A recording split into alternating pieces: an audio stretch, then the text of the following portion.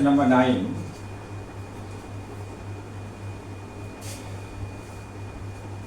ஒரு ஆதாரம் ஒன்றிலிருந்து நீளக்கூடிய இடையிலிருந்து ஒரு பொருளை கட்டிட்ட பொறுத்தது இந்த பொருளோட தெளிவு 200 கிராம் தான் இருக்கு. இந்த இடையில நீளம் 15 சென்டிமீட்டர் இருக்கு. நீட்சி அடையாத நீளம் அதனால வேற ஆரம்பம் பண்ணிக்கலாம். வேற விஷயமாகவே 40 நியூட்டன் மீட்டர் சொல்லி இப்படி ஓய்விலிருந்து நாங்கள் இதை விட்டோம்னால் இவர் ஏ வந்து